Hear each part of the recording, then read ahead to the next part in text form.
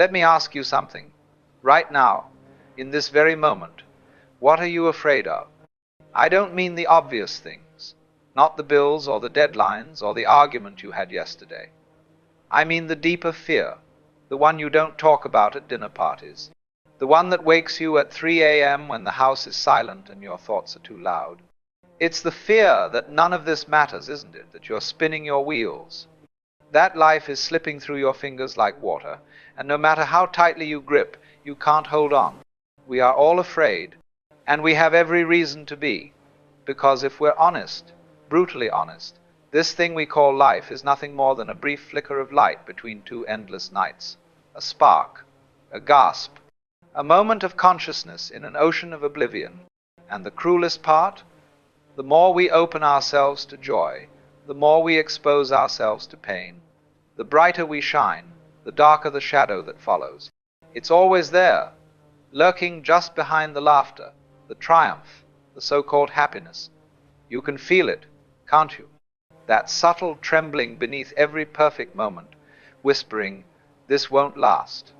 For thousands of years, we've tried to escape this truth.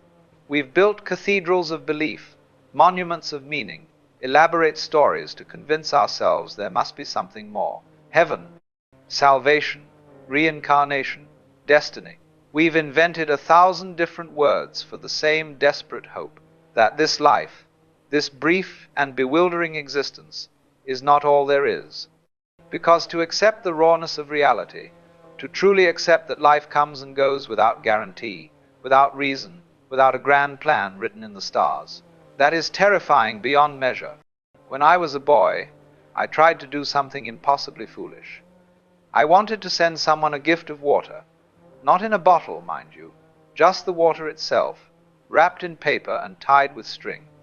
I spent hours attempting it, and of course, every single time, the result was the same, a soggy, laughable mess. The water escaped. It always did.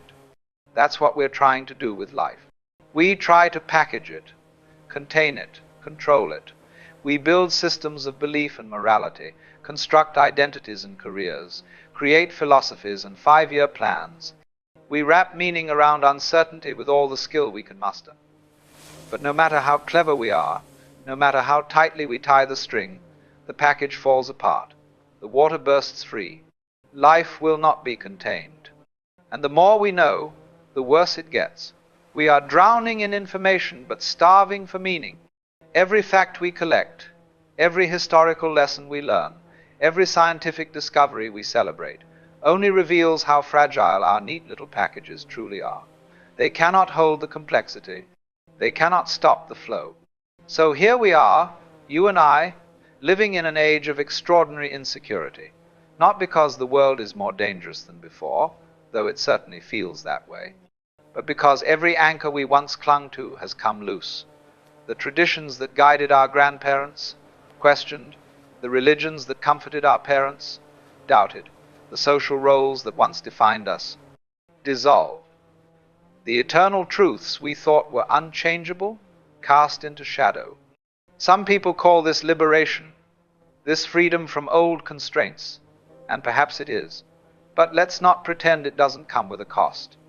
Because freedom, without foundation, feels less like flying and more like falling. Most of us live somewhere in between. We feel briefly exhilarated by our choices, our possibilities, our modern enlightenment. And then, quietly, often in the middle of the night, we're overtaken by dread. Because if nothing is fixed, if everything is just change, just flow, just this endless present moment, then what becomes of hope? Hope, you see, is always aimed at the future, a better job, a healthier body, a relationship that finally works, a moment when we'll finally feel at peace. We live our entire lives reaching for a tomorrow that will make today worthwhile. Just around the corner, then I'll be happy. After this crisis passes, then I'll feel secure. When I get that promotion, that house, that love, that enlightenment, then I'll be complete. But the future, like the water in my childhood parcel, never quite arrives. And even when it seems to, even when the long-awaited day finally comes, we discover something devastating. We cannot enjoy it unless it too carries the promise of another future beyond it. It's a cruel trick of the mind. To seek happiness in the future is to chase a mirage. And just when you think you've reached it, it vanishes. And then, in the end, you vanish too. So what do? We panic. We grasp. We turn inward, hoping to find permanence somewhere, anywhere. We build fortresses out of our identities. We say, at least I am this. At least I know that. At least I have these accomplishments, this knowledge, this sense of who I am. But look in the mirror. Look closely. The person staring back is not the same person who looked yesterday. Your face is changing. Your thoughts are different. Your hopes, your fears, your very sense of self is shifting constantly, quietly, without your permission. Nothing stays. Not your body, not your beliefs, not your loved ones, not even you. And so we plan. Oh, how we plan. We organize our lives into blueprints of safety. We make lists and set goals. We track our calories and visualize success. We meditate and journal and forecast and prepare. We do everything humanly possible to manage the future, to create certainty in an uncertain world. But no matter how hard we try, something always slips through. Some variable we didn't account for. Some person who doesn't follow the script. Some emotion that ruins the equation. Some event that shatters our carefully constructed plan. And we're back where we started, uncertain, afraid, exhausted. And here's what we do next. We blame ourselves. If only I had worked harder. If only I had been more disciplined. If only I had meditated deeper, prayed longer, tried better. But the problem isn't you. The problem is the game itself, because you're chasing control in a world that cannot be controlled. You're searching for security in a realm defined entirely by change.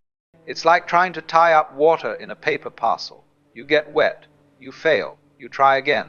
And in that endless trying, in that desperate reaching for a future that never arrives, you create your own suffering.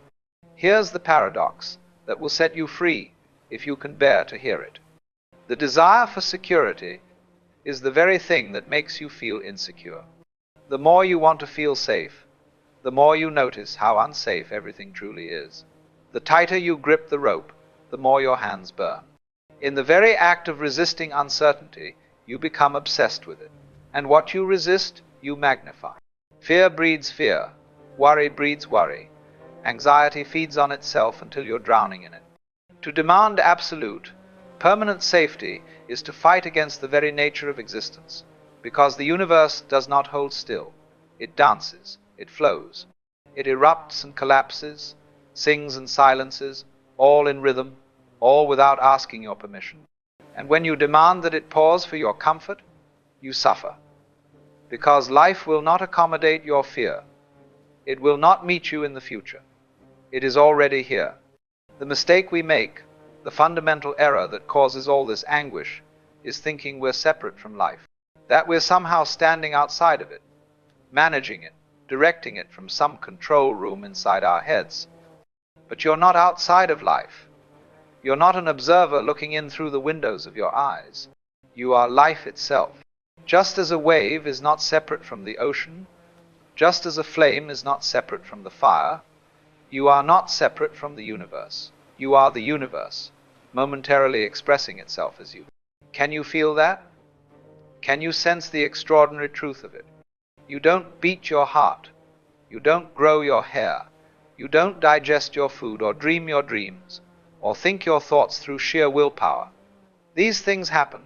The world moves through you, as you, constant. You are not a separate self trapped inside a bag of skin, desperately trying to survive in a hostile world.